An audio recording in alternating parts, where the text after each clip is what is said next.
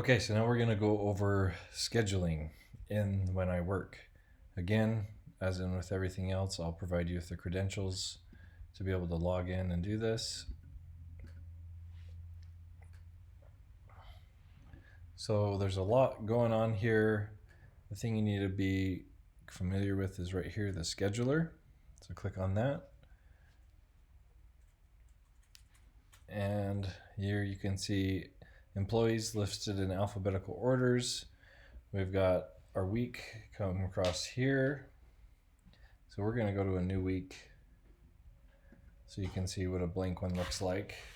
This is where the fun begins because you can see time off requests right here. So one important thing when we're scheduling is to use these forecast tools.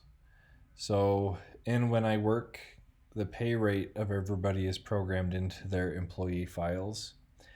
And so we are going to try to keep our labor percentage at 30% or less. So I do a conservative sales estimate for the week. So for weekdays, Monday through Thursday, I put in 700. A lot of times we average more than that, but I don't ever want to overestimate and throw off our numbers. For Friday, depends on the time of year, but I'm going to put 1500 here. And for Saturday, let's do 2000. So this is just what I'm hoping that we're going to do in revenue for the week. And that gives me a really good idea of where my percentages need to be for scheduling. So you can see here the total week, we're hoping that we get at least $4,300 in revenue.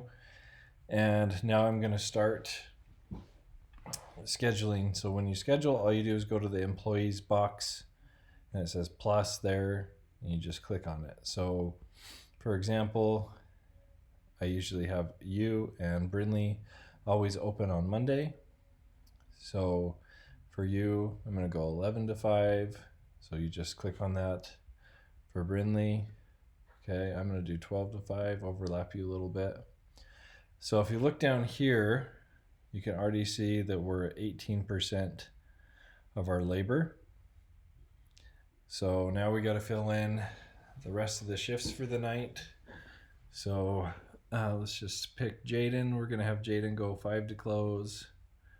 And let's have Kirsten go 5 to close. And then let's add one more. We'll go Abby and we'll go 6 to close. Okay, so you can see we're at 35%. That's a little high, but it will average out over the week, especially as we get into the weekend. So don't freak out if you see the first day is a little higher than 30%. Wait until you've scheduled out the whole week and then see where your percentage is. So right here you can see it's 35 for that day, but over here it's only a little under 4%. And a lot of times I like to start my scheduling with the weekends because those are the hardest to fill because we need the most people. Typically what I do is I have 2 people open, 11 to 5, 11 to 5. Then we're going to want a swing shift in there. So let's use Jaden as an example. So Jaden, we're going to put in 2 to 9. So he's that in-between shift. Depending on what we're expecting to, this is a lot of fill because some weekends are more busy than others. If we know that there's big events going on, we're going to schedule heavier. So this is something that I can work on with you for a while until it feels comfortable. If I feel like it's going to be a busy weekend, I'm going to bring somebody in just pretty close after that swing shift. So let's say I want a 4 o'clock shift. Let's go 4 to 10, but I want Shane to work a little later. So let's go edit. And I'm going to come in here and let's just extend that to 10:30. Click on here to confirm. Save. Now that will come in 4 to 10:30. And then I always want at least 5 people for the majority of the night shifts, Friday and Saturday. So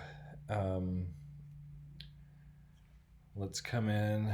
Let's get Kirsten. We're going to have her. And then we'll go Brooke.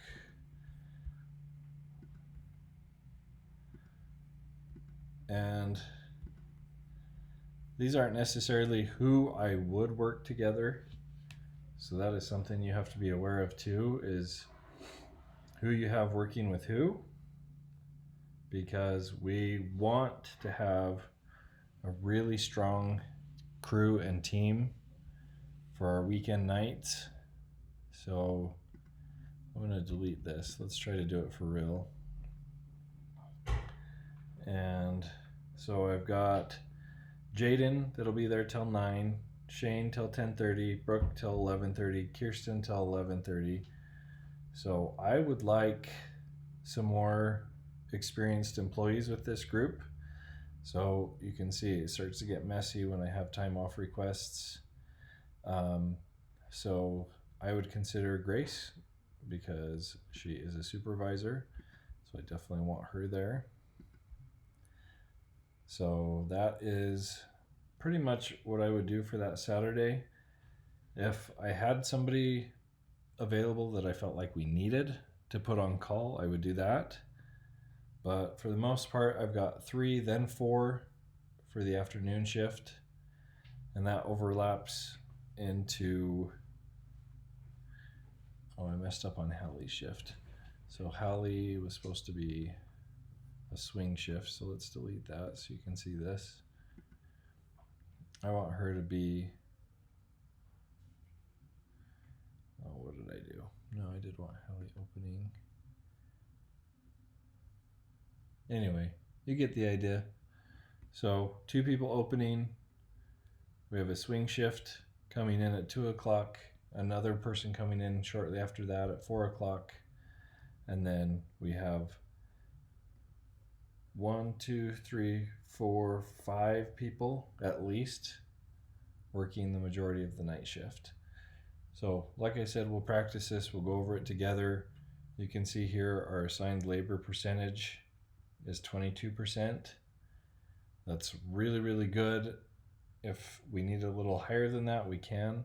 But like I said, this will all balance out over the week. You can see this one's high, this one's a little low. So they should all average out when you're done to be 30% or less right here. And then when you've got everything the way that you want it, hit publish and notify, and that will send out an email to everybody that the schedule has been created. They can look and you're good to go.